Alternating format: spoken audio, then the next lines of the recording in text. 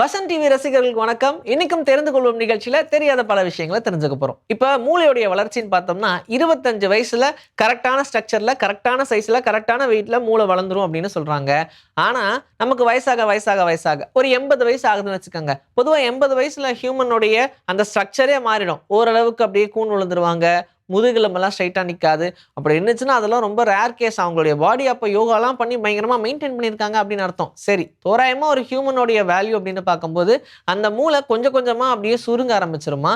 அதிலேயே பார்த்தோம்னா வெயிட் கிட்டத்தட்ட ஒரு 200 கிராம் குறையும் அப்படின்னு சொல்றாங்க. 10லிருந்து 15% சைஸும் குறைஞ்சிரும் அப்படின்னு சொல்றாங்க. மூளையுடைய வளர்ச்சி. அதனால தான் அவங்களுக்கு யோசனை அதிகமா இருக்கும். திங்கிங் ப்ராசஸ் அதிகமா இருக்கும். நம்ம பாடியில இருக்கிற எல்லா ஆர்கன்ஸ்க்கும் பிளட்ல இருந்து தான் ஆக்ஸிஜன் போகுது அப்படின்றது தெரிஞ்சது தான். ஆனா ஒரே ஒரு பார்ட் மட்டும் டைரக்டா அப்படியே காத்துல இருந்து எடுத்துக்குது. அதுதான் நம்மளுடைய கருவிழி. இங்க டைரக்டா ஆக்ஸிஜன் சப்ளை பிளட்ல இருந்து எடுக்கிறதுக்கான சான்ஸே கிடையாது. அதனால தான் ஏர்ல இருந்தே தேவையான ஆக்ஸிஜன் எல்லாமே நம்மளுடைய கருவிழி எடுத்துக்குதுன்னு சொல்றாங்க. நிறைய பேருக்கு இந்த கழுத்துக்கு பின்னாடி கருப்பா இருக்கிறது, கொஞ்சம் பல்ஜா இருக்கிறது, இந்த மாதிரியான பிரச்சனைகள்லாம் இருக்கும். இது என்னப்பா பெரிய விஷயமா அப்படின்ற மாதிரி யோசிக்கலாம். மேஜரான காஸ்டா என்ன இருக்குன்னு பார்த்தீங்கன்னா, நம்மளுடைய மொபைல் யூசேஜ் தான். நம்ம ரொம்ப குனிஞ்சு நம்முடைய மொபைல் யூஸ் பண்றதுனாலயே அந்த இடம் பல்ஜ் ஆயிரும். இப்ப யாருக்குமே அந்த சர்வைக்கல் ஸ்கேன் எடுத்து பார்க்கும்போது, முன்னாடி இருந்த ஸ்ட்ரக்சர்ல இருக்காது. மொபைலுடைய அடிக்ஷன் அதிகமானதுக்கு அப்புறம் அதோடைய ஸ்ட்ரக்சரே சேஞ்ச் ஆயிருச்சு. ஆனா, அந்த இடத்துல ரொம்ப ஃபேட்டா, பயங்கர கருப்பா இருக்கிறதுக்கான காரணம் என்னன்னா, சுகருடைய ஃபர்ஸ்ட் ஸ்டேஜா இருக்கும் அதோடைய சிம்ப்டம்ஸ் அப்படின்னு சொல்றாங்க. அதனால முடிஞ்ச அளவுக்கு நீங்களாவே உங்க டயட்ட கண்ட்ரோல் பண்ணலாம். ஒரு தடவை டாக்டரையும் கன்சல்ட் பண்ணிக்கலாம். சின்ன வயசுல இருந்து நம்ம கத்துக்கிட்ட விஷயம் என்னன்னா, சூரியன் இல்லைன்னா நமக்கு ஆக்ஸிஜனே கிடைக்காது அப்படின்னு தான். அதனால சூரியனை பெரிய அளவுல கடவுளாவே பார்க்கிறோம் அப்படின்னு சொல்ல முடியும். ஏன்னா, அதான் நமக்கு ஆக்ஸிஜன் கொடுக்குது அப்படின்னு. ஆனா ரிசர்ச் பண்ணி பண்ணி பண்ணி ஆக்ஸிஜனை வேற ஏதாவது வகையில நம்மளால உருவாக்க முடியுமா அப்படின்னு சொல்லி பிளான் பண்ணிட்டே இருந்தாங்க. அதுக்கு ஏத்த மாதிரியே ஆழ்கடல்ல இருக்கிற ஒரு மெட்டல் ஸ்டோனை வச்சு ஆக்ஸிஜனை ப்ரொடியூஸ் பண்ண முடியும் அப்படின்ற விஷயத்த கண்டுபிடிச்சிருக்காங்க. இதை கண்டுபிடிச்சதுக்கு அப்புறமா இவ்வளவு நாள் நம்ம நினைச்சதெல்லாம் பொய்யா அப்படின்ற மாதிரி இருக்கும்.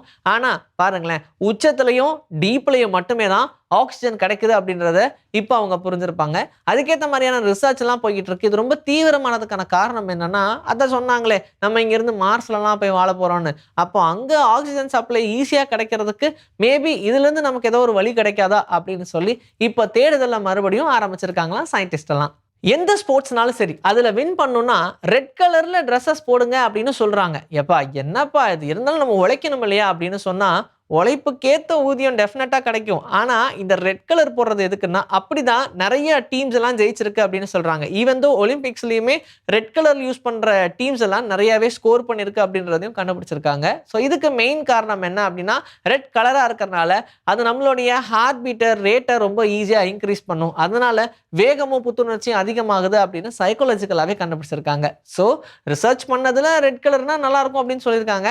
நீங்க மேபி ஏதாவது ஸ்போர்ட்ஸ்ல போறீங்க, பார்ட்டிசிபேட் பண்ண போறீங்கன்னா ரெட் கலர் யூஸ் பண்ணி பாருங்க. செஸ் போர்ட்ல செஸ் விளையாட ஸ்டார்ட் பண்ணும்போது நிறைய பேருடைய சாய்ஸ் ஒயிட்டா தான் இருக்கும். தெரிஞ்சோ தெரியாமலோ ஒயிட்டா சூஸ் பண்றாங்க இல்லையா? ஆனா நீங்களுமே அதே வேலையை தான் பண்ணணும் அப்படின்னு சொல்றேன். அப்ப யாருப்பா கருப்பு சூஸ் பண்றது அப்படின்னு சொல்லலாம். யாரு நல்லா விளையாடுறோ அவங்க கிட்ட கருப்பை தள்ளிட்டு நீங்க ஒயிட் சூஸ் பண்ணிக்கிறது தான் பெஸ்ட். ஏன்னா 56% ஒயிட் காயின்ஸ் தான் ஜெயிக்கிறதுக்கு சான்சஸ் இருக்குன்னு சொல்றாங்க. ரொம்ப கம்ஃபர்ட்டா இருக்கணும் அப்படின்றதுக்காக நம்மளுடைய பில்லோஸை மாத்திக்கிட்டே இருக்கோம் இல்லையா? ஆனா நிஜமாவே ஃபர்ஸ்ட் நம்மளுடைய தலகாணியை கண்டுபிடிச்சதுக்கு அது காரணம் கிடையாது அப்படின்னு சொல்றாங்க.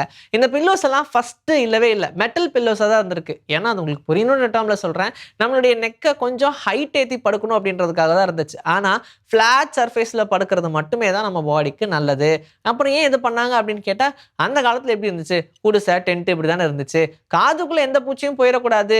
அப்படி போச்சுன்னா அது மூளையை போய் பாதிக்கும். நிறைய பிரச்சனைகள் வரும். எடுக்கிறதே கஷ்டம் அப்படின்றதுனால தூக்கத்துல தெரியாதே, அதுக்காக தான் கழுத்தை மட்டும் கொஞ்சம் உயர்த்தி படுக்கணுன்றதுக்காக அதை உருவாக்குனாங்க. ஆனா நாளடைவுல சொகுசு ஏற ஏற அதே மாதிரி குஷன்ஸும் ஏற ஆரம்பிச்சிருச்சு. இப்ப நம்ம ஆர்த்தோபெடிக் பில்லோ வரைக்கும் வந்துட்டோம். ஈவன் தோ யாருக்கும் சர்வைக்கல்ல பிரச்சனை இல்லைனாலும் ஆர்த்தோபெடிக் யூஸ் பண்ணா பிரச்சனை வராதுன்றதுக்காகவே பிரச்சனை வரதுக்கு முன்னாடியே பிரச்சனை வரக்கூடிய பில்லோஸ் எல்லாம் யூஸ் பண்ண ஆரம்பிச்சிட்டோம். புரிஞ்சிருக்கும்னு நினைக்கிறேன். இன்னைக்கு நம்மளுடைய தெரிந்து கொள்வோம் நிகழ்ச்சியில தெரியாத பல விஷயங்களை தெரிஞ்சுக்கிட்டோம். இதே மாதிரி சூப்பரான கண்டென்ட்டோட உங்களை நான் வந்து சந்திக்கிறேன். Until then, this is bye from Vijayashree. Take care.